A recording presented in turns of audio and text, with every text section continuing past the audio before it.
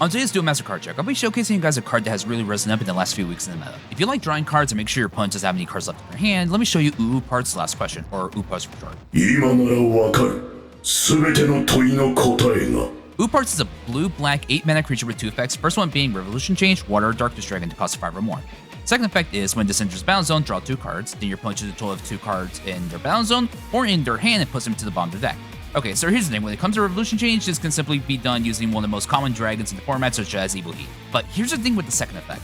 If you somehow are able to double it, your opponent is essentially out of the game immediately, since they have, if they don't have any creatures on board, well, they're gonna have to start following cards in their hand, which is far better than discarding, since now it's at the bottom of the deck, they're less likely to see those cards again. As well as depending on the deck, discarding actually helps them in the long run.